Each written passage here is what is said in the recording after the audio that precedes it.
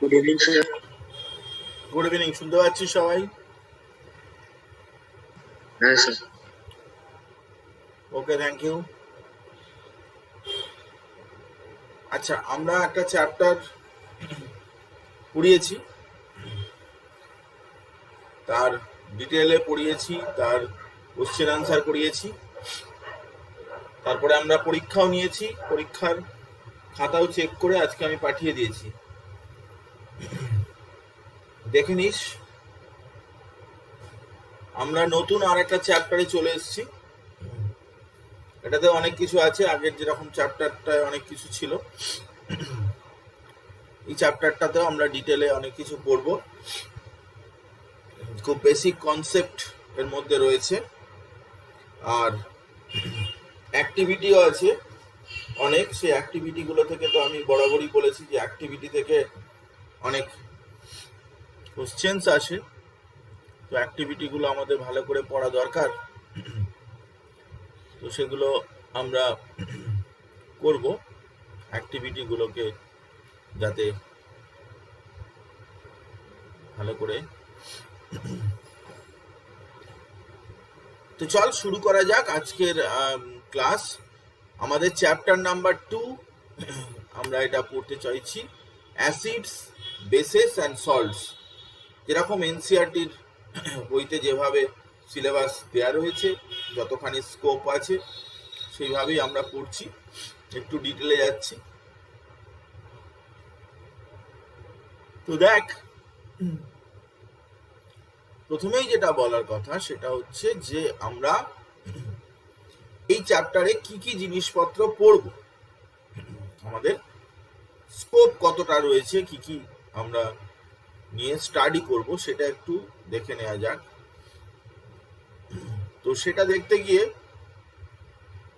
যে যে জিনিসগুলো বেরিয়ে আসছে সেটা হচ্ছে যে এখানে একটা ইন্ট্রোডাক্টরি পার্ট রয়েছে, যেটা নিয়ে আমি এখন বলবো।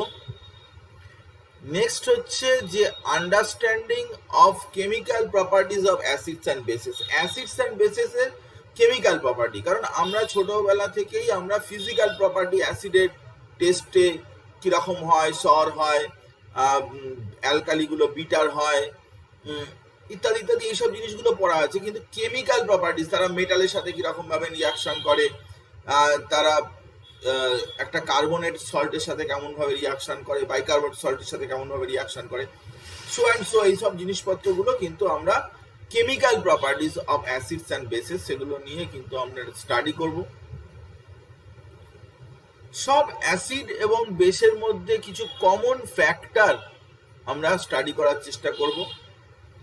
তারপরে চলে আসব তাদের স্ট্রেংথ, তাদের পিএইচ বা স্ট্রেংথ, এই সমস্ত নিয়ে বলবো। আর শেষের দিকে সল্ট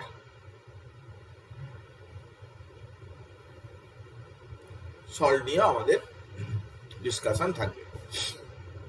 তো এই হচ্ছে আমাদের লিস্ট অফ টপিক। এর প্রত্যেকটা টপিকের মধ্যে আবার বেশ কিছু সাব টপিকও রয়েছে, তো সেগুলো আমরা বলতে বলতে যাব, টোটাল পার্টগুলো কভার করব,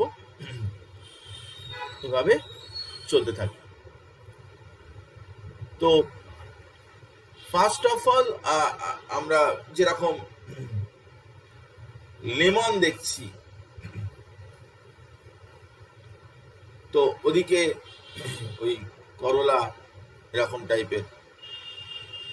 তো এই যে সব সাবস্ট্যান্সগুলো, বেশ কিছু সাবস্ট্যান্স আমাদের রয়েছে আমাদের আশেপাশে, যেগুলো কিনা আমরা একটু শর্ট টেস্টে একটু টক টক লাগে খেতে, বাকি বিটার লাগে, কিছু কিছু জিনিসপত্র আছে বিটার লাগে, তিতো তিতো লাগে, ইত্যাদি ইত্যাদি, এরকম ধরনের কিছু কিছু সাবস্ট্যান্স আমাদের আশেপাশেতেই রয়েছে। লেমন তার মধ্যে একটা, বা এই যে করলা ফরলা, এইগুলো। তো আমরা এই পার্টিকুলার ফ্রুটস বা ভেজিটেবলস এর কথা বলছি না, ইন জেনারেল আমরা অ্যাসিডের কথা বলছি। এখানে হয়তো একটা পার্টিকুলার এক্সাম্পল দেওয়া রয়েছে, কিন্তু ইন জেনারেল আমরা অ্যাসিডগুলোর টেস্টে সাধারণত এরকম হয়, একটু টক টক হয়, এবং বেসগুলো হচ্ছে টেস্টে তাদের বিটারনেস থাকে। এখন এই টেস্ট করে তো আর কোনো কেমিক্যাল কে আইডেন্টিফাই করা উচিত নয়, কারণ আমরা এইগুলো লেমন ফেমন এগুলো বা টাটারিক অ্যাসিড তেঁতুলের মধ্যে থাকে ইত্যাদি ইত্যাদি এইসব জিনিসপত্রগুলো, সাইট্রিক অ্যাসিড লেবুতে থাকে, তো এই জিনিসপত্রগুলো হয়তো খেয়ে কেউ দেখতে পারে, কারণ এগুলো হয়তো ফ্রুটসের মধ্যে পড়ে বলে। কিন্তু তার মানে এই নয় যে এরকম ভাবে খেয়ে দিয়ে কোনো টেস্ট করা যেতে পারে যে কোনটা অ্যাসিড কোনটা বেস ইত্যাদি খেয়ে দিয়ে তো টেস্ট করা সম্ভবপর নয়, কারণ ল্যাবরেটরিতে যেসব কেমিক্যালস গুলো আছে সেগুলো কিন্তু হেলথ হ্যাজার্ড, সেগুলো খেলে কিন্তু শরীর অসুস্থ হবেই হবে। তাহলে উপায় আছে, সেসব জিনিস নিয়ে আমি বলবো।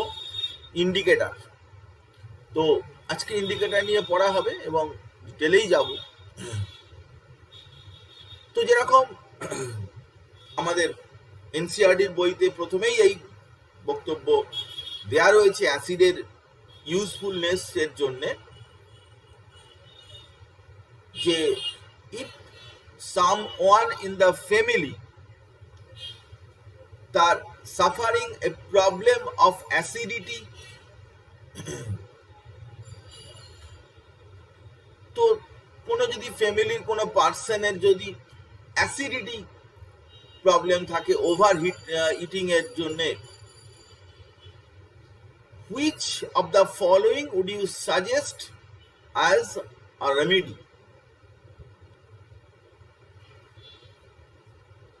Baking soda solution. নিশ্চয়ই তাই, কারণ লেমন জুসের কথা বলছে, ভিনিগারের বলছে, বেকিং সোডা বলছে। অ্যাকচুয়ালি যেটা আমাদের কাছে খুব সিম্পল বক্তব্য, যেটা এই স্টোমাকের মধ্যে হাইড্রোক্লোরিক অ্যাসিড কিন্তু প্রডিউসড হয়। সেই অ্যাসিড কোনোভাবে যদি অ্যাসিডের কনসেন্ট্রেশন বেশি হয়ে যাবে, অ্যাসিড বেশি করে বেরিয়ে আসে, তাহলে আমাদের কিন্তু একটা অ্যাসিডিটি প্রবলেম অ্যারাইজ করতে পারে। তো এই যে অ্যাসিডিটি প্রবলেম যে কারণে আমাদের এইরকম ব্যাপারটা হলো, সেটাকে যদি আমার নিউট্রালাইজ করতে হয়, অ্যাসিডকে যদি আমরা নিউট্রালাইজ করতে চাই, তাহলে সেই নিউট্রালাইজেশনটা কিন্তু বেস বা অ্যালকালাইন সাবস্টেন্স দিয়ে কিন্তু অ্যাসিডকে নিউট্রালাইজ করতে হবে। Acid always neutralise by basic substance। তো আমাদের এখানে কিন্তু লেমন জুস সেটাও কিন্তু অ্যাসিডিক, ভিনিগার সেটাও অ্যাসিডিক, কিন্তু বেকিং সোডা সেটা হচ্ছে আমাদের একটা বেসিক সাবস্টেন্স। তো অবভিয়াসলি পরিষ্কার অ্যান্সার যে বেকিং সোডা, কিন্তু কেন? Because acidity is cause due to the excess secretion on acid in the stomach, and as baking soda is basic in nature, baking soda যেহেতু বেসিক, তাই আমরা baking soda খেলে সেটা nullify করবে বা নিউট্রালাইজ করবে তার এফেক্টটাকে। অ্যাসিডের এফেক্টটাকে নিউট্রালাইজ করার জন্য, অ্যাসিডের এফেক্টটাকে নষ্ট করার জন্য আমার বেসিক সাবস্টেন্স দরকার, এবং যে কারণে আমাদের শরীরে যদি কোনো অ্যাসিডিটির প্রবলেম হয়, তাহলে আমাদের বেকিং সোডা। কিন্তু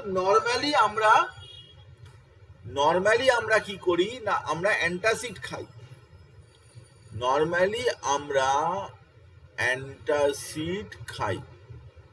তো এখন এই অ্যান্টাসিড কি? Antacid actually magnesium hydroxide, aluminium hydroxide এইসব থাকে। All are basic substance, they can neutralize the excess hydrochloric acid produced in stomach. তো আমরা অ্যান্টাসিডের কথাও বললাম। নর্মালি তো আমরা দোকান থেকে, বাজার থেকে, ওষুধ দোকান থেকে কিনে অ্যান্টাসিড কিনে খেয়ে নিই, হয়তো বেকিং সোডা খায় না। কিন্তু অনেক জায়গাতেই গ্রামাঞ্চলে, গ্রামের দিকে, রুরাল এরিয়াতে তারা অত ওষুধ কিনে না। তাদের বেকিং সোডা, বেকিং পাউডার বাড়িতেই থাকে, তার মধ্যে সোডিয়াম বাইকার্বনেট থাকে। Baking soda, it contains sodium bicarbonate, it contains sodium bicarbonate. এই সোডিয়াম বাইকার্বনেট কিন্তু এই নিউট্রালাইজেশনের কাজটা করতে পারে, যেহেতু ওটা একটা বেসিক সাবস্টেন্স। তো ইন্ট্রোডাক্টরিতে আমরা অ্যাসিডের একটা পার্ট, একটা প্রপার্টি পড়লাম, যেটা কিনা অ্যাসিডকে নিউট্রালাইজ করতে কিন্তু বেসিক সাবস্টেন্সটা ইউজ করা যেতে পারে। তো আমাদের ডেইলি লাইফের সাথে সম্পর্কযুক্ত এরকম জিনিসের এক্সাম্পল দিয়েই আমরা বললাম। তো এখন দেখ যে এই অ্যাসিড বা বেস যাই হোক না কেন, তাদের ক্ষেত্রে টেস্ট করে কোনটা সর কোনটা বিটার, এভাবে কিন্তু আমি আগেই বললাম যে this is not the correct procedure to identify acids and bases. তুমি কিন্তু এগুলো দিয়ে কারেক্টলি আইডেন্টিফাই করাটা এভাবে উচিত না। This is not the exact process. Test করে দেখা, তাহলে কেমিক্যালি ওদেরকে প্রুফ করতে হবে। তো তার জন্যে আমরা সব থেকে ভালো করতে পারি যেটা, অনেক রকমের ইন্ডিকেটর আছে এবং সেগুলো নিয়ে আমাদের পরবর্তীকালে পড়াশোনা রয়েছে। বাট ফার্স্ট অফ অল আমরা এখন যেটা পড়তে চাই সেটা হচ্ছে লিটমাস টেস্ট। এখন লিটমাস পেপার একটা ভায়োলেট টাইপের কালারের একটা পেপার, বা সেটা ব্লু কালারের করে নেওয়া যায় ব্লু লিটমাস পেপার, রেড কালারের করে নেওয়া যায় রেড লিটমাস পেপার। তো অ্যাসিড কি না বুঝতে গেলে, একটা সাবস্ট্যান্স অ্যাসিড কি না বুঝতে গেলে আমরা সেখানে কি করব না, একটা ব্লু লিটমাস পেপার আমরা অ্যাসিডের মধ্যে ডুবিয়ে দিলেই সেই ব্লু লিটমাস পেপারে কালারটা কি হয়ে যাবে না, রেড। অ্যাসিডের মধ্যে ব্লু লিটমাস পেপারের কালারটা রেড হয়ে যায়।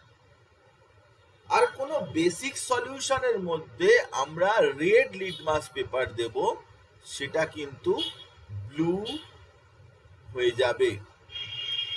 তাহলে লিটমাস টেস্ট করে আমি কি করতে পারি? লিটমাস টেস্ট করে আমি একটা কম্পাউন্ড, সেটা অ্যাসিডিক কি বেসিক, সেটা কালার দেখে আমি বুঝতে পারি। এটাকে সিম্পলি আমি লিটমাস টেস্ট বলতে পারি।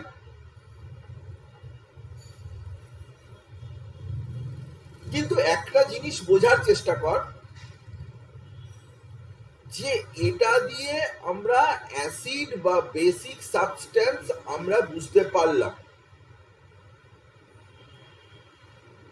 কিন্তু ধর তোকে দুটো অ্যাসিড দিল, এই দুটো অ্যাসিডের মধ্যে কোনো একটা অ্যাসিড তার স্ট্রেংথটা বেশি, দুটোই অ্যাসিডিক। ধর হাইড্রোক্লোরিক অ্যাসিড আর সালফিউরিক অ্যাসিড কিংবা নাইট্রিক অ্যাসিড আর সালফিউরিক অ্যাসিড দেয়া হলো, তো এরা তো সমান স্ট্রেংথের সবাই নয়। তো হাইড্রোক্লোরিক অ্যাসিডের মধ্যেও লিটমাস পেপার দিলে তুই রেড কালার পাবি, আবার নাইট্রিক অ্যাসিডে দিলেও তুই রেড কালার পাবি। এরকম যদি more than one acidic substance, more than one basic substance রয়েছে, কিন্তু তাদের স্ট্রেংথের ডিফারেন্স রয়েছে, তো তখন আইডেন্টিফাই করতে গেলে ইউনিভার্সাল পিএইচ পেপার বলে এক রকমের রয়েছে। এ নিয়ে আমি তোকে ডিটেলে পরে বলবো, শুধু এইটুকু জেনে রাখ যে একটা সলিউশন অ্যাসিডিক কি বেসিক ছাড়াও কিন্তু কোনটা বেশি অ্যাসিডিক কোনটা কম অ্যাসিডিক তাও পিএইচ পেপার দিয়ে বোঝা যায়। সে কি করে, কালার চেঞ্জ করে, কালার চেঞ্জ করে সে বিভিন্ন রকমের কালার চলে আসে এবং সেই করসপন্ডিং কালারের সাথে সাথে সে কেমন ধরনের, তার অ্যাসিডিক ক্যারেক্টার কতটা বেশি কতটা কম, সেটা এখানে কালার চার্ট থেকে কিন্তু বোঝা যায় যে তার ওই কালার অনুযায়ী কে আরো বেশি অ্যাসিডিক কে কম অ্যাসিডিক সেটা বুঝতে পারি। তো ইউনিভার্সাল পিএইচ পেপার, সেটাতে মোর দ্যান ওয়ান অ্যাসিডের কার স্ট্রেংথ বেশি কম সেগুলো কিন্তু আমরা সবগুলোই বুঝতে পারি। এছাড়াও এখানে পিএইচ ইত্যাদি ব্যাপার রয়েছে, সেটা পরে আমরা আসছি, স্ট্রেংথের ব্যাপারটা যখন পড়বো তখন আমরা সেসব নিয়ে বলবো, ডিটেলেই বলবো। কিন্তু আপাতত লিটমাস টেস্টটার কথাই শুধু বোঝার চেষ্টা কর যে লিটমাস পেপার এমন ধরনের পেপার যে নর্মালি অ্যাসিডিক মিডিয়ামে ব্লু লিটমাস পেপার রেড হয় আর বেসিক মিডিয়ামে রেড লিটমাস পেপার ব্লু হয়। তো যাকে আমরা এখন কি করব না, আমাদের যে চ্যাপ্টারটা রয়েছে সেই চ্যাপ্টারে এনসিইআরটির বইতে লেখা রয়েছে এই কথাটা যে আমরা অ্যাসিড বেসে রিয়াকশন পড়ব, রিয়াকশনস অফ অ্যাসিড বেসে। এটা এনসিইআরটির কথা, এটা আমার কথা নয়। In this chapter we will study the reactions of acids and bases, how acids and bases cancel out each other's effects, and many more interesting things that we use and see in our day-to-day life. এটাই এনসিইআরটির বইয়ের কথা যে আমরা daily লাইফের যে অ্যাসিডগুলো দেখতে পাই তাদের অনেকেরই রিয়াকশন, অ্যাসিড এবং বেসের রিয়াকশন এবং একে অপরকে কিভাবে তাদের এফেক্ট গুলো ক্যান্সেল আউট করে, এসব জিনিসপত্র কিন্তু আমরা এই চ্যাপ্টারের মধ্যে আমরা স্টাডি করব। তো চল একদম ওই অনুযায়ী আমরা পড়তে থাকি। তবে কয়েকটা জিনিসপত্র আমাদেরকে জানতে হবে, যেরকম কয়েকটা নেচারে আছে এমন কিছু কিছু ইন্ডিকেটর রয়েছে যারা কিনা অ্যাসিডিক ক্যারেক্টার এবং বেসিক ক্যারেক্টারকে আইডেন্টিফাই করতে হেল্প করে। Red cabbage, turmeric, coloured petal of some flowers, কয়েকটা ফ্লাওয়ারের নাম দেওয়া রয়েছে। এদেরকে যদি আমি অ্যাসিড বা বেসিক সলিউশনে দিই তাহলে অ্যাসিডে একরকম কালার, বেসে আর একরকম কালার দেয়। এগুলো হচ্ছে ন্যাচারাল ইন্ডিকেটর, নেচারে পাওয়া যায় এমন ধরনের ইন্ডিকেটর। তো এই ইন্ডিকেটর গুলো সম্পর্কে একটু জেনে রাখা ভালো, যা সিলেবাস বলছে তাই অনুযায়ী আমি বলছি। তো এইসব ন্যাচারাল মেটেরিয়াল তারা কিন্তু ইন্ডিকেটর হিসাবে কাজ করে। অ্যাসিডে একরকম কালার দেয় এবং বেসে তারা ডিফারেন্ট কালার শো করে। এরকম আর্টিফিশিয়াল ইন্ডিকেটর প্রচুর রয়েছে, কিন্তু নেচারেও আরো অনেক কিছু রয়েছে যেগুলো কিনা ইন্ডিকেটর হিসাবে কাজ করে। যাকে তো এখন আমরা চলে এলাম যেটা আমাদের পড়ার কথা, সেটা হচ্ছে understanding the chemical properties of acids and bases. Acids এবং বেসেসের তাদের কেমিক্যাল প্রপার্টি আমরা স্টাডি করব। তো অ্যাসিড বেসের কেমিক্যাল প্রপার্টি স্টাডি করতে গেলে প্রথমে তো অ্যাসিড আর বেসকে জানতে হবে। ল্যাবরেটরিতে কি কি আছে, অ্যাসিড বেস এসব তো জানতে হবে। এসব না জানলে কি করে হবে, তাদেরকে আইডেন্টিফাই করতে হবে। তো এখানে আমাদের সেই জন্য এইটা পড়তে গেলে কেমিক্যাল প্রপার্টিজ, প্রথমে তুমি অ্যাসিডকে জানো, acids and bases in the laboratory. তারপরে পড়ো how do acids and bases react with metals, how do metal carbonate hydrogen carbonate react with acid, how do acids and bases react with each other, reaction of metallic oxide with acids, reaction of non-metallic oxides with bases। তো chemical properties মানে হচ্ছে তাদের যাবতীয় reaction, acid base এদের সমস্ত reactions গুলো আমরা কিন্তু পড়তে চাই। খুব সিম্পল ব্যাপার যে কেমিক্যাল প্রপার্টিজ মানে তো আমরা রিয়াকশনই পড়বো, তাই না? আমরা তার গন্ধ শুকতে যাব না, যে সেটা টক টক গন্ধ কি তেতো গন্ধ, আমরা কিন্তু তার কেমিক্যাল রিয়াকশন পড়ব। কিন্তু তার আগে acids and bases in the laboratory তো জানতে হবে। তারপরে তো ল্যাবরেটরিতে অ্যাসিড বেস না চিনতে পারলে সেগুলো দিয়ে কি করে আবার রিয়াকশনটা করব কি করে? তো আমরা সেই জন্য এইগুলো এবারে এর জন্য পড়তে হবে। তো আমাদের একটা অ্যাক্টিভিটি আছে, এটা এনসিইআরটির বইয়ের পাতা দেখেই বুঝতে পারছিস, যে সেই অ্যাক্টিভিটিতে আমাদের বেশ কিছু ল্যাবরেটরির অ্যাসিড এবং বেসের সম্পর্কে জানিয়েছে এবং তারা কোনটা কি সেগুলো বিভিন্ন রকমের ইন্ডিকেটর দিয়ে আইডেন্টিফাই করতে শিখিয়েছে। This is the activity 2.1। এটাই হচ্ছে সেকেন্ড চ্যাপ্টারের ফার্স্ট অ্যাক্টিভিটি। তো অ্যাক্টিভিটিতে কি বলেছে এবং আলটিমেটলি অ্যাক্টিভিটি থেকে আমরা কি জানলাম সমস্ত কিছুই আমি তোকে বলবো। তো প্রথমেই বলেছে যে বেশ কিছু অ্যাসিড এবং বেস কালেক্ট করতে বলেছে, তাদেরকে কিছু ইন্ডিকেটর যেরকম red litmus, blue litmus, phenolphthalein, methyl অরেঞ্জের মতো কিছু ইন্ডিকেটর দিয়ে একটা টেবিল তৈরি করতে বলেছে। জাস্ট এইটুকুই ওরা অ্যাক্টিভিটিতে বলেছে। অ্যাক্টিভিটিটাতে কিছু বক্তব্য থাকে যে তুমি এই করো, করে দেখো যে কি হয়েছে। অ্যাক্টিভিটি মানে কি? অ্যাক্টিভিটি মানে হচ্ছে তোমাকে একটা কাজ করতে দেয়া হয়েছে। তুমি স্কুলের ল্যাবরেটরিতে বসে with the assistance of teacher, তোমার কেমিস্ট্রি টিচারের হেল্প নিয়ে তুমি এই কাজগুলো করবে এবং করার পরে তুমি কি অবজার্ভ করলে সেটাকে টেবিল করে ল্যাবরেটরি নোটবুকে লিখবে। This is called activity. তো এখন তো আমরা ল্যাবরেটরিতে কিছু করছি না, কারণ আমরা তো স্কুলেই যেতে পারছি না, ল্যাবরেটরিতে করবো থোড়ি। তো আমরা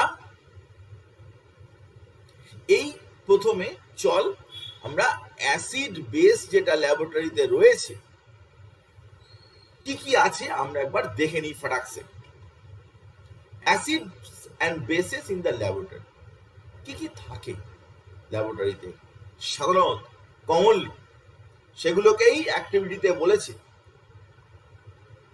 অ্যাক্টিভিটি 2.1-এ প্রথমেই বলেছে এদেরকে কালেক্ট করতে। কি কি আমরা একটু ফর্মুলা সহ নামগুলো পড়ে নিই। এখানেই সেই লেখা রয়েছে, এটাই হচ্ছে অ্যাক্টিভিটি 2 এর স্টেপ 1। বলেছে এগুলোকে কালেক্ট করতে। Collect the following samples from the science laboratory, তুমি ল্যাবরেটরির মধ্যে ঢুকবে, লুকিয়ে লুকিয়ে নয়, স্যারকে বলে, আন্টিকে বলে। Hydrochloric acid HCl, sulphuric acid H2SO4, nitric acid HNO3, এই তিনটে তো ফটাক্সে পেয়েই যাবে। অ্যাসিডিক অ্যাসিড একটু খুঁজে নিতে হবে, CH3COH। অ্যালকালির মধ্যে sodium hydroxide, calcium hydroxide, potassium hydroxide, magnesium hydroxide. আর খুব উইক একটা বেস রয়েছে, সেটা হচ্ছে অ্যামোনিয়াম হাইড্রোক্সাইড। তাহলে চারটে অ্যাসিড রয়েছে আর পাঁচটা অ্যালকালি রয়েছে। নাম মনে রাখা দরকার, sulphuric acid, hydrochloric acid, nitric acid, acetic acid. এই চারটে হচ্ছে acid, sodium hydroxide, calcium hydroxide, potassium hydroxide, magnesium hydroxide, ammonium hydroxide. এদেরকে প্রথমেই তুমি ল্যাবরেটরিতে গিয়ে বিভিন্ন বোতলের মধ্যে কালেক্ট করলে, মানে তাদেরকে জোগাড়জাত করা হলো। আমরা এগুলো সব নিলাম, এগুলো প্রত্যেকটাই নিলাম। এই যে হাইড্রোক্লোরিক অ্যাসিড, সোডিয়াম হাইড্রোক্সাইড, তারপরে কি sulphuric acid, nitric acid, acidic acid, এসব আরো কিছু নেওয়া হচ্ছে। যাকে আমরা এবারে কি করব সেটা পরে দেখছি। তো আমরা নিয়েছি, নিয়ে এবারে তো কিছু করতে হবে। Put a drop of HCl solution on a watch glass and test with drop of indicator. প্রথমে আমি কি করব? ইজি কাজ। প্রথমে আমি HCl ওয়াচ গ্লাসের মধ্যে নেব। এই যে হাইড্রোক্লোরিক অ্যাসিড, সেটাকে আমি নেব। ওয়াচ গ্লাস মানে কাঁচের ছোট ছোট ছোট ছোট এরকম ধরনের থাকে, তার মধ্যে আমরা HCl নিয়েছি। ওই দেখতে পাচ্ছিস, নিয়েছি আমরা সাদা সাদা যেটা রয়েছে ওটাই হচ্ছে HCl, ধরে নে ওটাই HCl। ওয়াচ গ্লাসের মধ্যে আমরা অল্প অল্প করে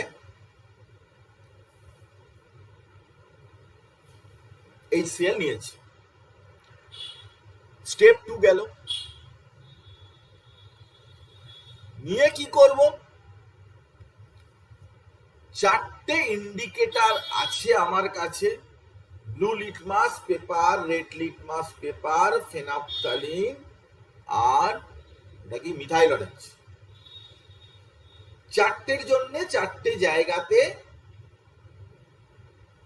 আমরা রেখেছি HCl।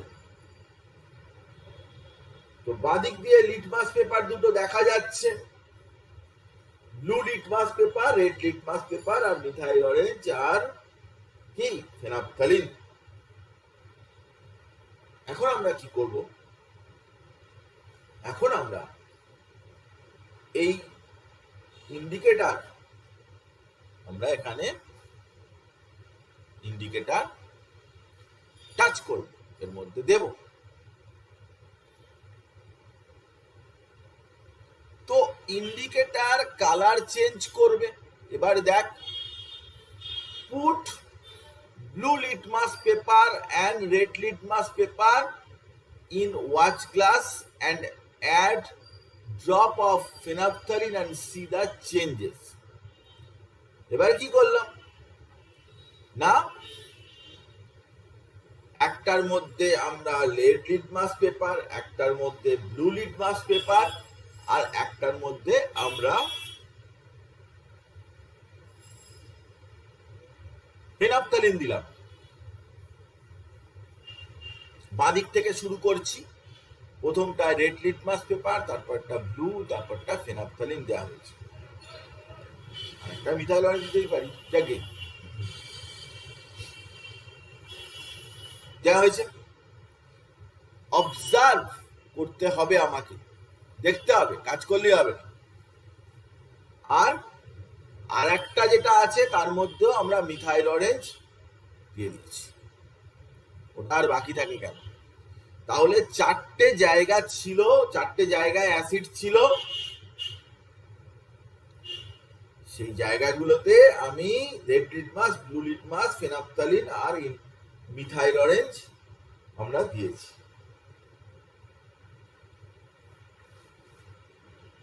দেবার পর আমাকে অবজার্ভ করতে হবে কি চেঞ্জ হয়েছে ওখানে, what is the change. Change কি হয়েছে? রেড লিটমাস পেপার তো কি না, হাইড্রোক্লোরিক অ্যাসিড যখন তুমি দিচ্ছ তখন রেড লিটমাস পেপার কিছু হবে না, ব্লু লিটমাস পেপার কিন্তু রেড হয়ে যাবে। আবার ফেনাপথালিন কিছু হবে না, কিন্তু মিথাইল অরেঞ্জটা সেটার রেড কালার হয়ে যাবে।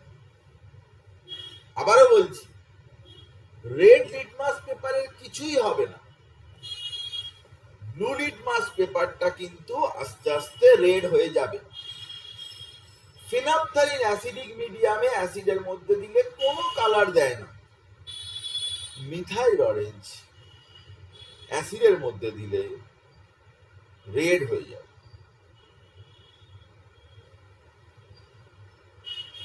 তো তাহলে আমি যা অবজার্ভ করলাম, আমি যা দেখলাম,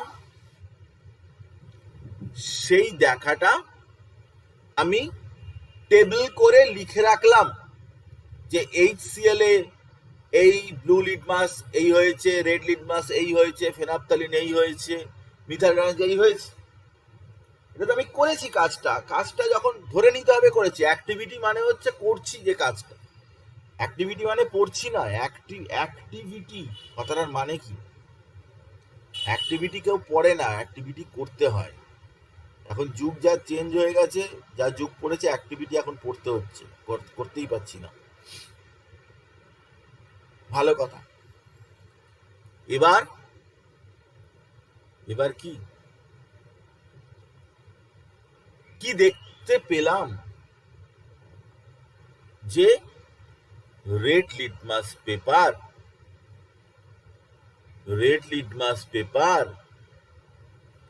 no change, blue litmus paper change to red, no change in color of phenolphthalein, color changes to red after adding methyl orange. তাহলে অ্যাক্টিভিটির প্রথম পার্টটা খুব ইজি ব্যাপার। আমি অনেকগুলো অ্যাসিড, অ্যালকালি সব কালেক্ট করলাম, 9টা কালেক্ট করার পরে একটা পার্টিকুলার HCl-টাকে নিলাম, ওখান থেকে 4টে ওয়াচ গ্লাস নিলাম, 2 ড্রপ করে HCl প্রত্যেকটার মধ্যে আমি দিয়ে দিলাম। দিয়ে দেওয়ার পরে আমরা 4টে ইন্ডিকেটর আছে, red litmus, blue litmus, methyl orange, phenolphthalein সব দিলাম, আর কি কি চেঞ্জ হয়েছে সেগুলো ভালো করে দেখতে পেলাম এবং সেটা টেবিল করে লিখলাম। ব্যাস, এর মধ্যে আহামরি তো কোনো গন্ডগোল কিছু নেই, না বোঝার মতো তো কিছু নেই। এবার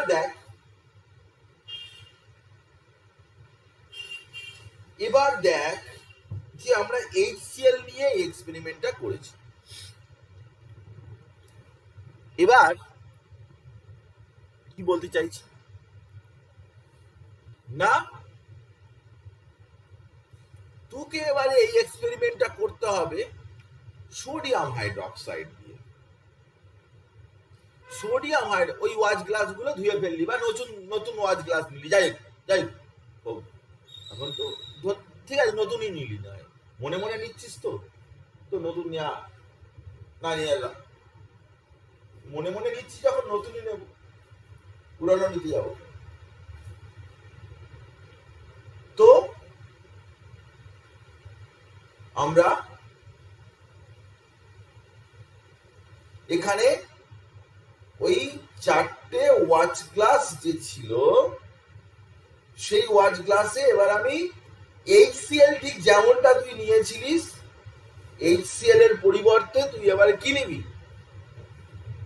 HCl এর পরিবর্তে তুই নিবি সোডিয়াম হাইড্রোক্সাইড এটা নিবি এই যে চারটে জায়গা রয়েছে একটা দুটো তিনটে চারটে জায়গা রয়েছে সোডিয়াম হাইড্রোক্সাইড সবগুলোতে প্রত্যেকটা ওয়াচ গ্লাসে নিয়েছিস আরে আলাদা কিছু নয় তো তুই HCl নিচ্ছিলিস এখন সোডিয়াম হাইড্রোক্সাইড নিচ্ছিস চিন্তা করা কিছু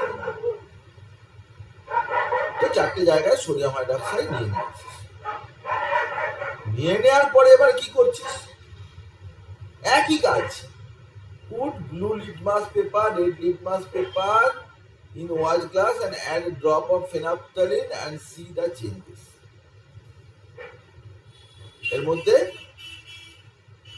একটাতে রেড লিটমাস পেপার একটাতে ব্লু লিটমাস পেপার একটাতে ফেনফথ্যালিন দিয়ে তুই দেখছিস মিথাইল অরেঞ্জ দিতে পারিস মিথাইল অরেঞ্জ দিয়ে কি আছে অসুবিধা কি আছে add drop of methyl orange and see the change methyl orange সবসময় পরে দেবে তো আমরা দিয়ে কি দেখতে পাচ্ছি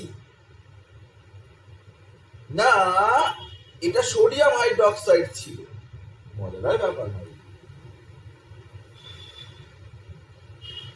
সোডিয়াম হাইড্রোক্সাইডে রেডটা ব্লু হয়ে গেল একদম বাঁ দিকে প্রথমটা কিন্তু ব্লুটা কিছুই হলো না ফেনফথ্যালিন দিতে ওটা কিন্তু পিঙ্ক হয়ে গেল পার্পল টাইপের কালার হয়ে গেল দেখতেই পাচ্ছিস কিন্তু মিথাইল অরেঞ্জ দিতে ওটা ইয়েলো কালার ডেভেলপ করে গেল তো এগুলো আমরা দেখতে পেলাম অবজার্ভ করার পরে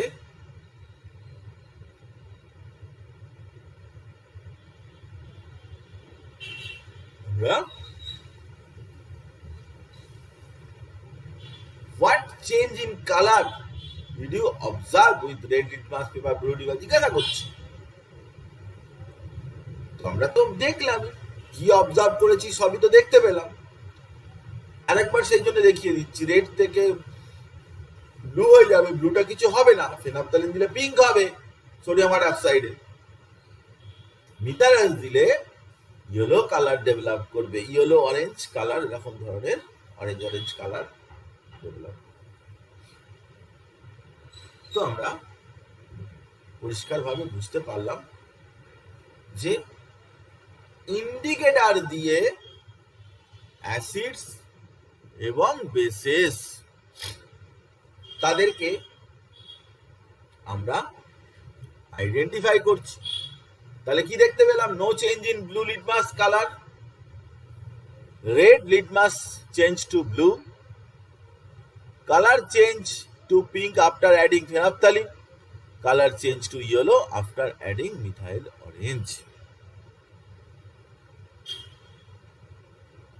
তো আমরা বিষয়টা পরিষ্কার হলো আমাদের কাছে যে ইন্ডিকেটর ইউজ করে অ্যাসিড এবং অ্যালকালি কিভাবে তাদেরকে আইডেন্টিফাই করতে পারি এবার শোন এই যে অ্যাক্টিভিটিটা তুই যে পড়লি তোকে এতক্ষণ ধরে আমি অ্যাক্টিভিটি পড়ালাম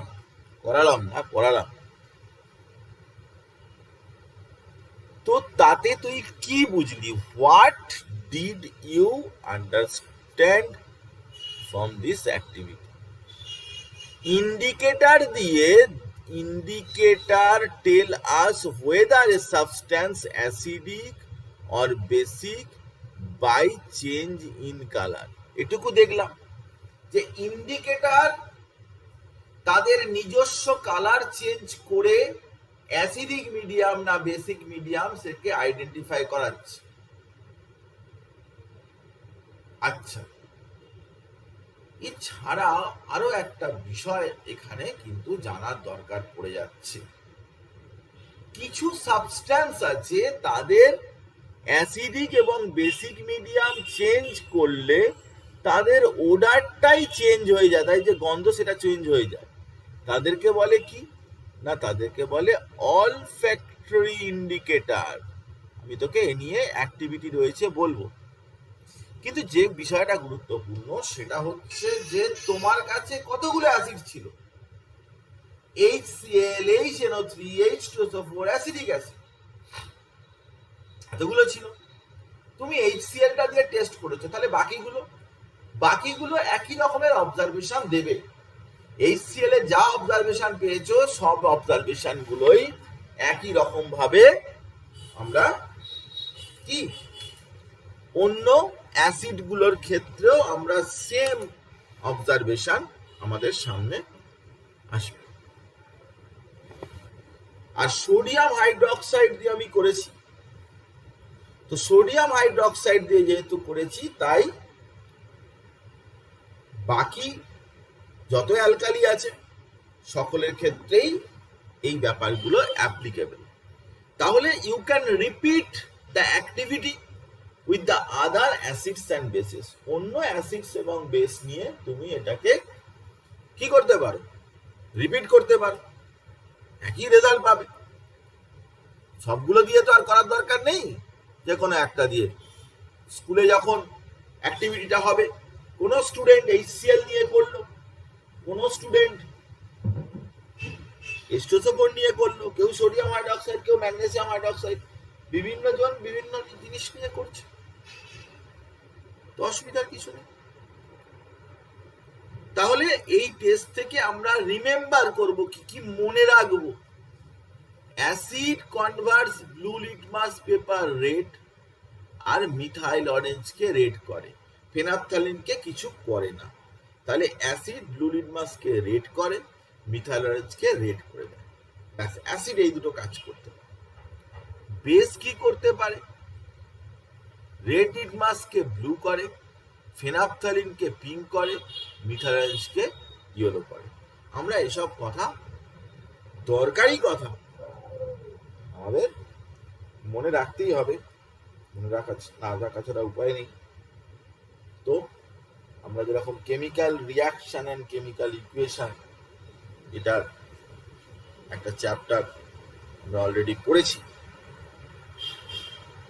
তো সেখানেও দেখতে পেয়েছি যে অনেক কিছু জিনিসই মনে রাখতে হয়। কেমিক্যাল রিয়াকশন ইকুয়েশন ইত্যাদি সব পড়ে মনে রাখতে হয়। এখানেও ঠিক তাই, যে ইন্ডিকেটর কি কালার চেঞ্জ করছে না করছে সেগুলো কিন্তু আমরা এখান থেকে বুঝতে পারবো, আইডেন্টিফাই করতে পারবো। তো তাহলে অ্যাক্টিভিটিটা কি ছিল, অ্যাক্টিভিটি থেকে কি আমরা জানলাম, এছাড়াও কিছু ইনফরমেশন থাকলে সেগুলো বুঝলাম। তো এখন আমরা ওই টেবিলটা যেটা তোকে বানাতে বলেছিল, ল্যাবরেটরিতে কাজ করলে তুই সেটা বানাতিস,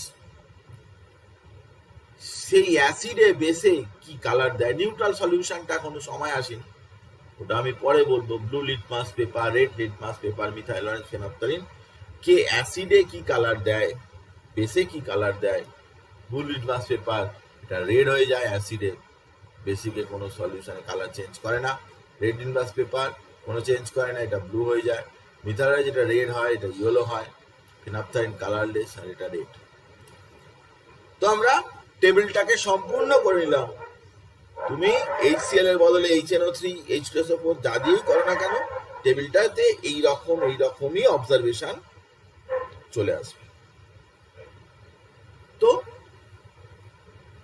এই অবজারভেশন আমরা বুঝলাম, জানলাম। অ্যাক্টিভিটি 2.1 তাহলে পরিষ্কারভাবে তুই বুঝতে পেরেছিস কিনা দেখ। অ্যাক্টিভিটি 2.1 এর উদ্দেশ্যই ছিল বিভিন্ন অ্যাসিড বেসকে চেনানো এবং তাদের মধ্যে ডিফারেন্সিয়েট করানো by the use of indicator দিয়ে তাদেরকে ডিফারেন্সিয়েট আমরা কিভাবে করাবো। তো সেটা করা হয়ে গেছে। এখন চল অন্য কাজ করি। কি কাজ না, আমরা একটা ইন্ডিকেটর সম্পর্কে কয়েকটা কথা একটু জেনে নেব, কারণ ইন্ডিকেটর নিয়ে আমরা একটু পড়লাম বটে, কিন্তু খুব একটা মজা লাগলো না, কারণ ইন্ডিকেটর যে আরো ভ্যারাইটি রয়েছে। আমরা যে ইন্ডিকেটরের কথা বললাম সেটা অ্যাসিড বেস ইন্ডিকেটর। অ্যাসিডে একরকম কালার, বেসে আরেক রকম কালার। আরেকটা মাঝে অলফ্যাক্টরি ইন্ডিকেটরের কথা বলেছি, সেটা গন্ধ দিয়ে ইন্ডিকেটর দিয়ে আইডেন্টিফাই করা হয় অ্যাসিড বা বেসকে। সেটাও যে আহামরি খুব একটা ভালো ব্যাপার এরকম টাইপের ব্যাপার নয়, তবুও চলে যায়। তবে আমরা এখন এখানে সাবস্ট্যান্স হুইচ শো অ্যাসিডিক আর basic behaviour of other substance, তাদেরকে বলে ইন্ডিকেটর। চল একটু ইন্ডিকেটর সম্পর্কে দু এক কথা একটু শিখে নি। তো দেখ, ইন্ডিকেটর কত রকমের? 4 রকমের অ্যাকচুয়ালি: ন্যাচারাল, অলফ্যাক্টরি, সিনথেটিক এবং acid base indicator. Natural indicator সেগুলো ন্যাচারাল সোর্স থেকে পাওয়া যায়, যেমন বলছিলাম টারমেরিক পাউডার এসব। সেটা অ্যাসিডের মধ্যে দিলে রেড, বেসের মধ্যে দিলে কোনো কালার। অলফ্যাক্টরি ইন্ডিকেটর, তাদের স্মেলটাই চেঞ্জ হয়ে যাবে। পেঁয়াজ অ্যাসিডে দিলে এক রকমের গন্ধ, বেসে দিলে আর এক রকমের গন্ধ। কি গন্ধ হবে না হবে সেগুলো আমি বলছি। অ্যাসিডে কোনো তার গন্ধ টন্ধ চেঞ্জ হয় না। ভ্যানিলা যেরকম ফ্লেভার, অ্যাসিডে তাদের কোনো গন্ধ চেঞ্জ হয় না, যেমন ছিল তেমনই থাকে। বেসে দিলে তাদের গন্ধটা চলে যায়, থাকে না। সিনথেটিক এর মধ্যে ল্যাবরেটরিতে যেগুলো তৈরি করা, যেরকম ফেনাপথালিন, মিথাল রয়েছে, দুটো রয়েছে সিনথেটিক ইন্ডিকেটর।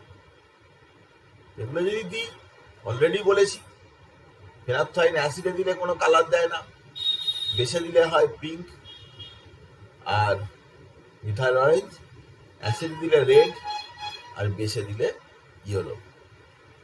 এই সমস্ত কথাবার্তাগুলো বললাম, ছক করে করে দিয়ে বললাম ভিডিও ফর্মে। ইউনিভার্সাল ইন্ডিকেটর, যে কথা আমি আগেই বলছিলাম, যে ইউনিভার্সাল ইন্ডিকেটরে কত বেশি অ্যাসিডিক বা কত বেশি অ্যালকালাইন সেটা বোঝা যাবে। যত কোনো সলিউশনের ডোবালে ইউনিভার্সাল ইন্ডিকেটর যত বাঁ দিকে চলে যাবে, একটু গ্রিন হয়েছে তাহলে অ্যাসিডিক, আরো একটু গ্রিন হয়েছে, আরো একটু ইয়েলো হয়ে গেছে, একটু রেড এর কাছাকাছি চলে গেছে, টকটকে লাল হয়ে গেছে, অ্যাসিডিক ক্যারেক্টার আস্তে আস্তে বাড়ছে। এবং ব্লু এর দিকে যত যাবে অ্যাসিডিক ক্যারেক্টারটা কমবে এবং বেসিক ক্যারেক্টারটা বাড়বে। আমাদের স্টমাকের মধ্যে যে অ্যাসিড তৈরি হয় সেটা হচ্ছে, তার পিএইচ হচ্ছে 1.2। পিএইচ নিয়ে আমি পরে ডিটেলে আমি তোকে বলবো, এক্ষুনি পিএইচ এর ব্যাপারটা মাথার মধ্যে থেকে বের করে। এখন আমরা আজকে কি করব না, অ্যাসিডকে তো চেনা হয়ে গেছে, বেসকে চেনা হয়ে গেছে, ল্যাবরেটরিতে কোনগুলো আছে সেগুলো চিনে ফেলেছি, তাদেরকে আইডেন্টিফাই করতেও শিখে গেছি ইন্ডিকেটর দিয়ে। কিন্তু এখানে আর এক রকমের ইন্ডিকেটরের কথা উপরে বেস করে এই অ্যাক্টিভিটিটা। কিছু অনিয়নকে চপ করেছে, মানে কেটেছে, প্লাস্টিক ব্যাগে ভরেছে, তার মধ্যে কয়েকটা পরিষ্কার কাপড় দিয়ে দিয়েছে, ব্যাগ টাইটলি বেঁধে ফ্রিজের মধ্যে ঢুকিয়ে দিয়েছে। তারপরে কিছু কাজ করছে ওগুলোকে নিয়ে। তো চল আমরা এই অ্যাক্টিভিটিটা ডিটেলে বোঝার চেষ্টা করি। কি, প্রথমেই আমাদের অলফ্যাক্টরি ইন্ডিকেটর বলতে কি বোঝায় সেটা জানতে হবে। তার উপরে এক্সপেরিমেন্ট করা ভালো, ঠিক আছে, কিন্তু প্রাইমারিলি জিনিসটা কি সেটা তো জানতে হবে। অলফ্যাক্টরি ইন্ডিকেটর কাদেরকে বলে? What is olfactory indicator? বা যদি এক্সাম্পল দিতে বলে 2 মার্কস দিয়ে, কমন কোশ্চেন, তো আমরা কি রিপ্লাই দেব? আমরা রিপ্লাই দেব যে olfactory indicator is a substance whose smell varies depending on the whether it is mixed with acidic or basic substance. তার স্মেল, গন্ধ চেঞ্জ হয়ে যাবে, অ্যাসিডিক একরকম, বেসিকে আরেক রকমের। an olfactory indicator whose smell varies depending on whether it is mixed with acidic or basic solution. Olfactory indicator can be used in the laboratory to test whether the solution is acid or base. Olfactory indicator দিয়ে আমরা বুঝতে পারবো যে ওটা acid না base, সেটা identify করতে পারবো। কারণ কিভাবে করব সেটা তো অ্যাক্টিভিটির মধ্যেই রয়েছে। অ্যাক্টিভিটিটা আমি তোকে বলছি, তুই শোন। আমাদের কাছে এক্সাম্পল দুটো চেয়েছিল, আমরা onion, clove oil, vanilla extract তিনটেই বলবো, কারণ তিনটে দিয়েই এই এনসিইআরটির বইতে রয়েছে। এনসিইআরটির বইতে তিনটে এক্সাম্পলই রয়েছে, অনিয়ন, ক্লোভ অয়েল এবং ভ্যানিলা এক্সট্রাক্ট। তো প্রথমে অনিয়নের ব্যাপারটা দেখে নিই। প্রথমে অনিয়ন ইন্ডিকেটর দিয়ে শুরু করা যাক। অনিয়ন ইন্ডিকেটর দিয়ে শুরু করছি। অনিয়ন ইন্ডিকেটর দিয়ে প্রথমেই আমাকে নিতে হবে কি না, ফ্রেশ অনিয়ন। ফ্রেশ অনিয়ন যার একটা গন্ধ আছে, ফ্রেশ একটা গন্ধ আছে, সেরকম অনিয়ন নেওয়া। তাকে কেটে টুকরো টুকরো করে নেওয়া, ফাইনলি চপড। ফাইনলি চপ করে নেওয়া হলো। তারপর এই কাপড়ের কয়েকটা স্ট্রিপ রয়েছে, ফিতের মতো কাপড় রয়েছে, সেটাও লাগবে। কি লাগবে আমি এক্ষুনি বলছি। Onion, finely chop onion, cloth strip, একটা অ্যাসিড, একটা বেস, HCl নিলাম আর সোডিয়াম হাইড্রোক্সাইড নিলাম। একটা অ্যাসিড, একটা বেস, আর একটা অবশ্যই লাগবে ড্রপার। তাহলে অনিয়ন, তারপরে ছোট ছোট টুকরো অনিয়নের,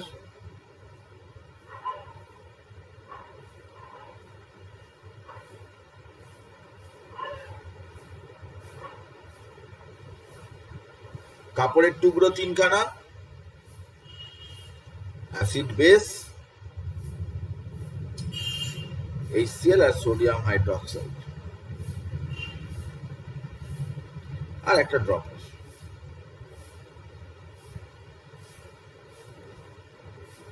কি করব চল দেখে নি। একটা প্লাস্টিক ব্যাগের মধ্যে এই টুকরো করা অনিয়নের পিসগুলোকে ঢোকাবো, একটা প্লাস্টিক ব্যাগের মধ্যে, এবং ওই যে 3টে কাপড়ের টুকরো, সেগুলো ওই প্লাস্টিক ব্যাগের মধ্যেই দিয়ে দেবো। ওই প্লাস্টিক ব্যাগের মধ্যেই দিয়ে দেবো এবং টাইটলি বেঁধে দিতে হবে, পুরো প্লাস্টিক প্যাকেটটা পুরো বেঁধে দিতে হবে যেন না কোনো এয়ার ফেয়ার ঢুকতে পারে বা ফাঁকা থাকে। Tie up that tightly and leave overnight in the fridge. ফ্রিজে আমরা ওভারনাইট রেখে দেবো। তো অনিয়নের টুকরো একটা ব্যাগ, তার মধ্যে আমরা কাপড়ের টুকরো বেঁধে ওভারনাইট ফ্রিজের মধ্যে রেখে দিয়েছি, তো অবভিয়াসলি কাপড়গুলোর মধ্যে পেঁয়াজের গন্ধ হয়ে যাবে। স্বাভাবিক ব্যাপার, পেঁয়াজের গন্ধ হয়ে যাবে।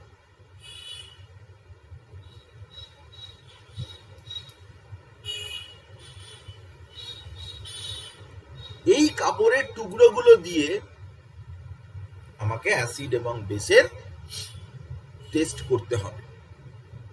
কিভাবে সেটা আমি তোকে বলছি। আমরা একটা কাজ করব, এই যে কাপড়ের যে 3টে স্ট্রিপ ছিল, 1 নম্বরটাকে আমরা রেফারেন্স স্ট্রিপ, মানে ওটা ওই রকমই থাকবে। রেফারেন্স মানে ওর গন্ধটা আমরা দেখবো কেমন গন্ধ। 2 নম্বরটায় আমরা খানিকটা অ্যাসিড দেব, আর 3 নম্বর স্ট্রিপটার মধ্যে আমি খানিকটা বেস দেব। ভাই সিম্পল কথা, 3টে আমার টুকরো ছিল, একটাতে তো 3টেতেই অনিয়নের গন্ধ বেরোচ্ছে, কিন্তু একটা কিছু করব না। আমার কথাটা বোঝার চেষ্টা কর। 3টে কাপড়ের স্ট্রিপ রয়েছে, একটার মধ্যে আমি অ্যাসিড দিলাম, একটার মধ্যে বেস দিলাম, সরি আবার অ্যাসিড দিলাম, আর আরেকটা যেটা রয়েছে ওটাতে আমি কিছু করব না, ওটাকে বলে রেফারেন্স, স্ট্রিপ। এবার এই রেফারেন্স স্ট্রিপটা থাকলো। এবারে আমি কি করব না, ওই স্ট্রিপগুলোর গন্ধ শুকবো, অ্যাসিড দেয়া হয়ে গেছে, বেস আরেকটাতে দিয়েছি, গন্ধ শুকতে থাকবো। গন্ধতে কি পাবো? ফার্স্ট, ওতে কিছু করিনি, তাই পেঁয়াজের গন্ধ যেরকম সেরকমই থাকবে। সেকেন্ডটায় আমি কয়েক ড্রপ অ্যাসিড দিয়েছিলাম, তো অ্যাসিডে কোনো গন্ধের কোনো পরিবর্তন হয় না, অ্যাসিডে অ্যাজ ইট ইজ থাকে গন্ধটা। তাই লেখা হচ্ছে সেম অ্যাজ রেফারেন্স স্ট্রিপ।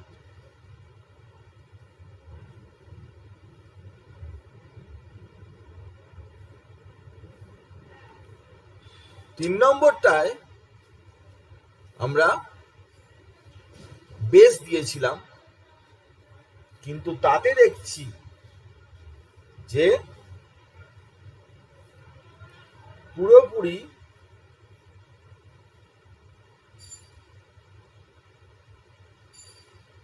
গন্ধটা চলে গেছে।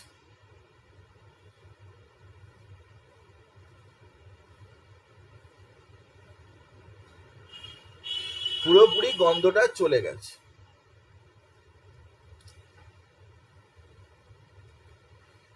তো এই অবজারভেশনে তাতে আমরা কি বুঝলাম,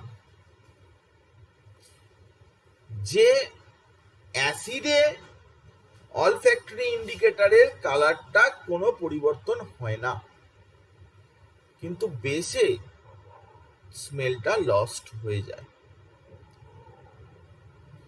তাই অলফ্যাক্টরি ইন্ডিকেটর দিয়ে কিন্তু আমরা কি করতে পারি, আইডেন্টিফাই করতে পারি অ্যাসিড বেসকে। তাহলে অ্যাসিডিক মিডিয়ামে স্মেল অফ অনিয়ন রিমেন্ড মানে অনিয়নের স্মেল কিন্তু রয়েছে, but in basic medium smell of onion is lost. এটাই গুরুত্বপূর্ণ কনক্লুশন, যে অনিয়ন যে আমরা কাপড়ে বেঁধে যেই সব করলাম তার কনক্লুশনই হচ্ছে এটা, যে অ্যাসিডিক মিডিয়ামে অনিয়নের স্মেল কিন্তু কিছু হয় না, whereas বেসিক মিডিয়ামে তার স্মেল লস্ট হয়। এটা আমরা অনিয়ন দিয়ে করলাম। আমরা অন্য কিছু দিয়েও করতে পারি, বইতে যেরকম এক্সাম্পলে দিয়েছে। আমরা সেকেন্ড ইন্ডিকেটর নিলাম আর একটা ক্লোভ অয়েল। ক্লোভ অয়েল নিলাম। তো ক্লোভ অয়েলটা অ্যাকচুয়ালি কি? এটা হচ্ছে একটা প্ল্যান্ট এক্সট্রাক্ট। ক্লোভ হয়, তার থেকে অয়েল এক্সট্রাক্ট করে নেওয়া হয়, এটাকে বলে ক্লোভ অয়েল। তো এই ক্লোভ অয়েল আমি কি করব না, এই যে ক্লোভ অয়েল, এটা আমি মধ্যে অ্যাসিড এবং বেস আলাদা আলাদা জায়গায় নিয়ে অ্যাসিড এবং বেস আমি এই ক্লোভ অয়েলটা নিয়ে অ্যাসিডের মধ্যে একটু, বেসের মধ্যে একটু দিয়ে দেবো। ব্যাস, বেশি ঝামেলা করতে হবে। ক্লোভ অয়েলটাকে অ্যাসিডে একটু, বেসে একটু দিয়ে দেবো। অ্যাসিডে আমি দেখতে পাবো যে ক্লোভের যে গন্ধ, সেই গন্ধ হু করে বেরোচ্ছে। অ্যাসিডের যে টেস্ট টিউব আছে, টেস্ট টিউব থেকে ক্লোভের গন্ধ পাবো, কিন্তু বেসে টেস্ট টিউবে অ্যাড করার পরে ওখানে দেখবো যে কোনো গন্ধই পাওয়া যাচ্ছে। তাহলে ক্লোভ অয়েল দিয়ে আমরা এই টেস্টটা করতেই পারি, এক্সপেরিমেন্টটা করতে পারি। অনিয়ন দিয়ে যেরকম করতে পারি, এটা দিয়েও করতে পারি। তো ক্লোভ অয়েলের ক্ষেত্রেও সেই একই অবজারভেশন, সেই সেম অবজারভেশন, যে অ্যাসিডে গন্ধটা একই থাকে, কিন্তু বেসে গন্ধ চলে যায়। তো ক্লোভ অয়েল দিয়ে করার পরেও কিন্তু আমরা সেই কনক্লুশন, যে অ্যাসিডিক মিডিয়ামে ক্লোভ অয়েল তার স্মেল কিন্তু রিমেন্ড, বাট বেসিক মিডিয়ামে কিন্তু ক্লোভ অয়েল তার স্মেলটা পুরোপুরি লস্ট করে ফেলেছে, তার গন্ধ পাওয়াই যাচ্ছে।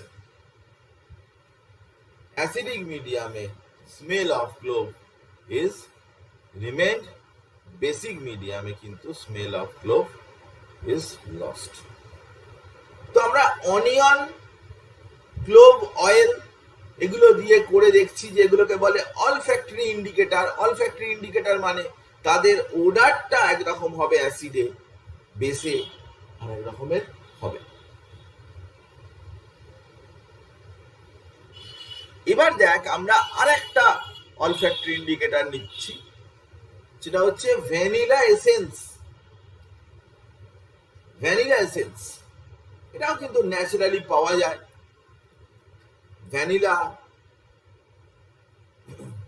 প্ল্যানিফোলিয়া, এই গাছটার থেকে এক্সট্রাক্ট নিয়ে ভ্যানিলা এসেন্স তৈরি করা হয়। ভ্যানিলা আইসক্রিমের মধ্যেও থাকে, ভ্যানিলা এসেন্স অনেক কিছুতেই থাকে।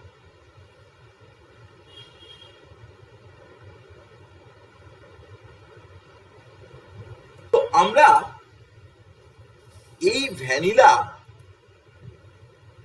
কি করব, এই ভ্যানিলা আমরা নিয়ে অ্যাসিড এবং বেসের মধ্যে ড্রপ ড্রপ করে খানিকটা করে দেব।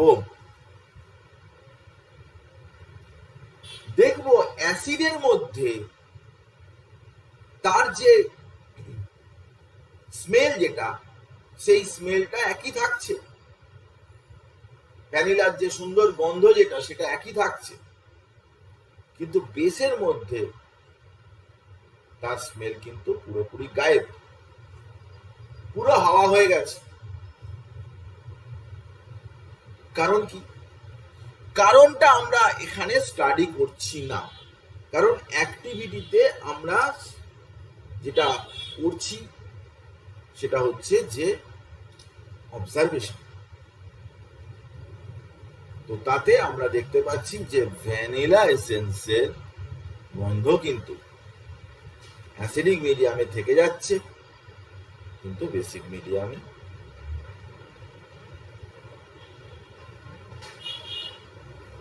লস্ট হচ্ছে। তো আমরা এখান থেকে এই কনক্লুশন ড্র করলাম এই এক্সপেরিমেন্ট গুলোর থেকে যে all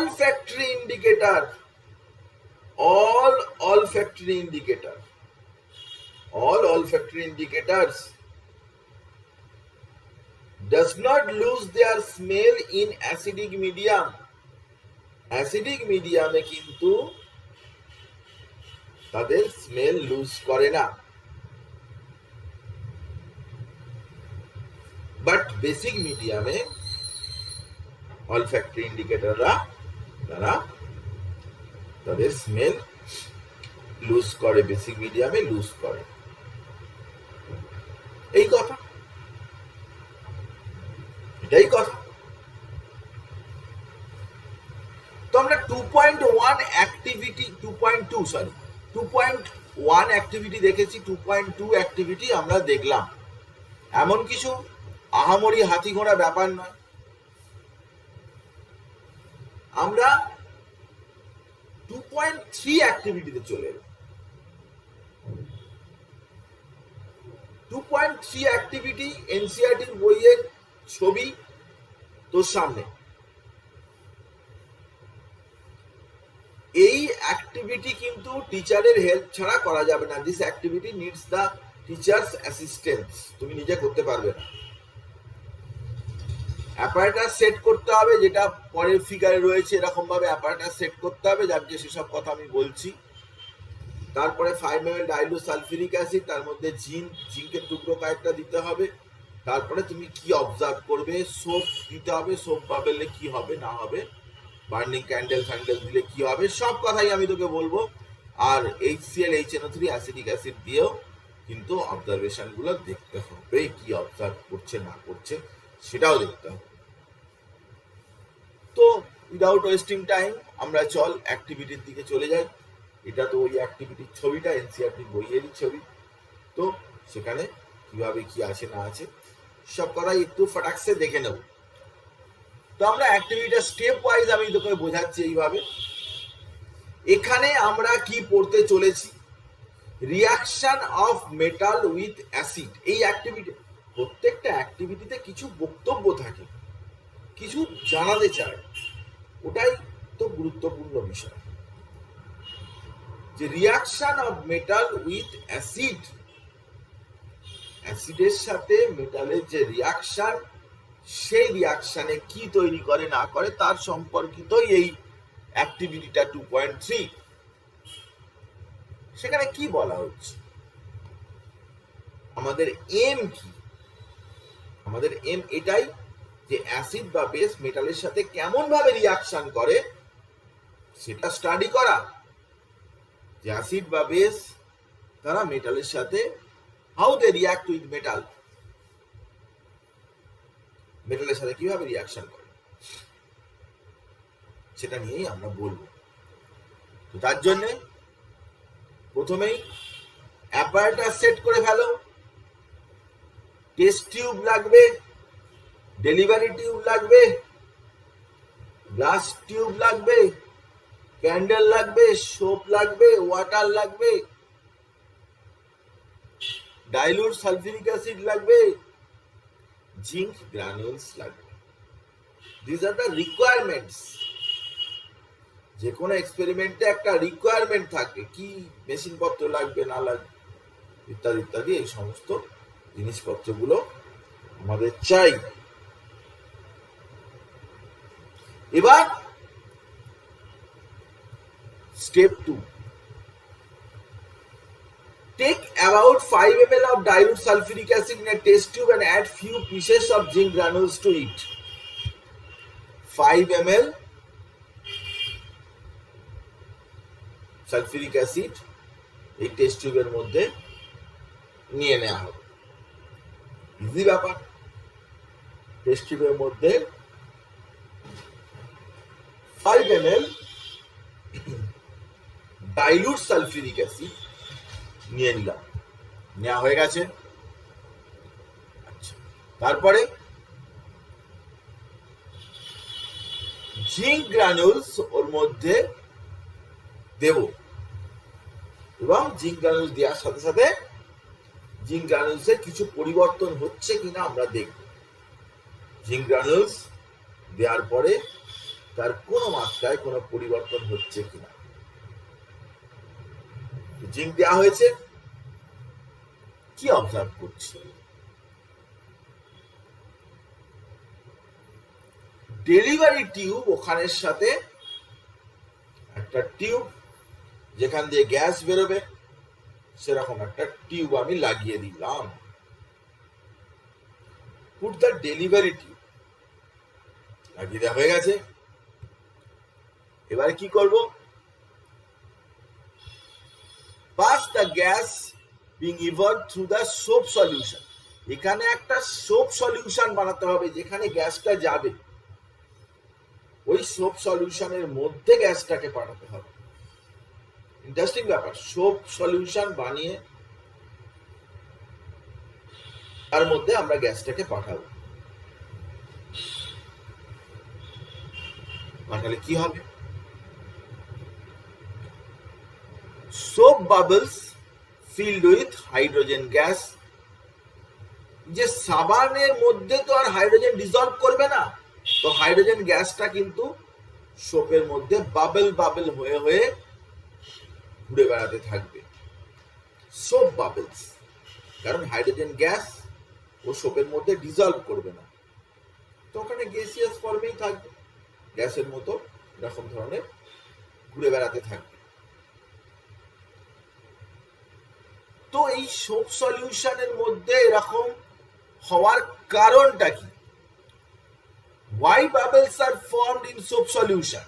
তার উত্তর এটাই যে soap solution does not get dissolved in it and solution easily form bubbles containing hydrogen gas. Gas রয়েছে, বাবল ফর্ম করবেই। তো হাইড্রোজেন গ্যাস যদি সোপ সলিউশনের মধ্যে দিয়ে পাস করে দেওয়া হয় তাহলে ওটা কিন্তু বাবলস অ্যাপিয়ার করবে। যাকে সেই কথা না গেল, বাবলস অ্যাপিয়ার করবে। কিন্তু আমরা কি করব? Take the burning candle near the gas filled bubble. এই যে বাবল বেরোচ্ছে ইত্যাদি বেরোচ্ছে, ওখানে যদি একটা বার্নিং ক্যান্ডেল নিয়ে ধরি, মানে একটা ক্যান্ডেল জ্বলছে এরকম একটা ক্যান্ডেল নিয়ে যদি আমি ওখানটায় ধরি, তাহলে দেখা যাবে যে ওখান থেকে যে হাইড্রোজেন গ্যাস বেরোচ্ছে তাতে আগুন লেগে যাবে উইথ পপ সাউন্ড। একটা সাউন্ড হবে, হাইড্রোজেন গ্যাস যখন বার্ন করে তখন একটা সাউন্ড হয় যেটাকে বলে পপ সাউন্ড। তো সেই সাউন্ড হবে এবং হাইড্রোজেন গ্যাস বার্ন করতে থাকবে। এর থেকে তুই কি অবজার্ভ করলি, কি বুঝলি? A colorless, odorless gas comes out along the delivery tube. কারণ আমরা এখানে দেখেছি যে জিঙ্কের মধ্যে, দেখ ভালো করে, বিষয়টা হচ্ছে যে জিঙ্কের মধ্যে সালফিউরিক অ্যাসিড দিয়েছি।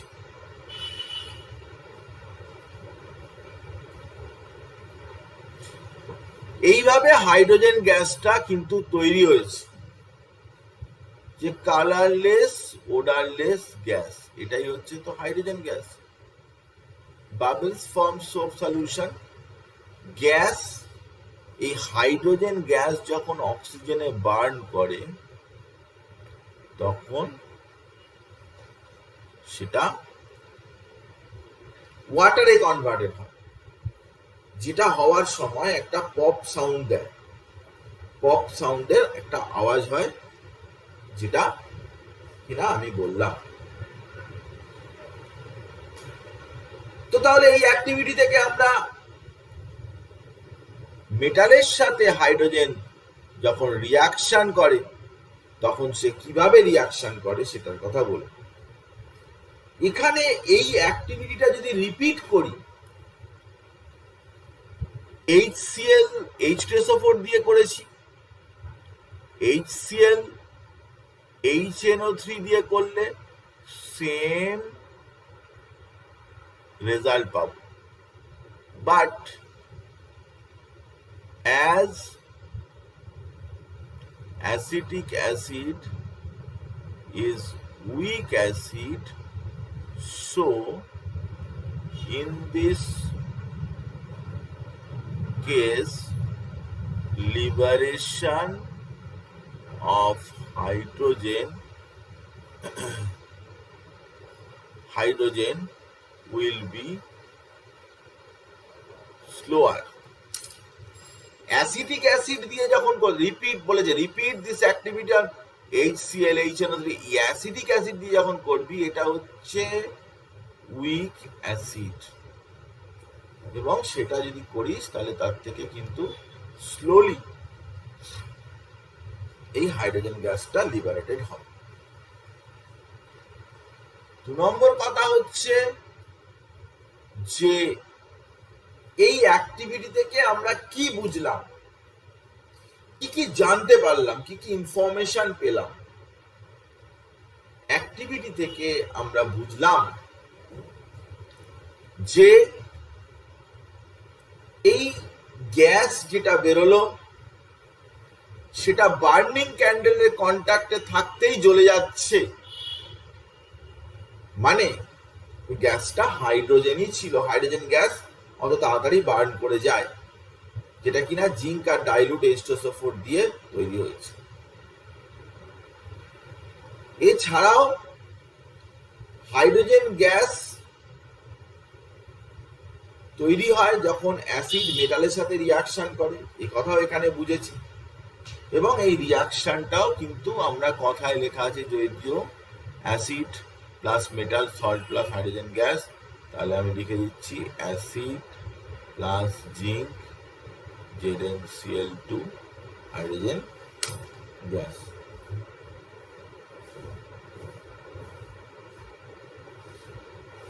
তো আমরা এই অ্যাক্টিভিটিটা ও বুঝলাম, 2.3 এই অ্যাক্টিভিটিটাও বুঝতে পারলাম।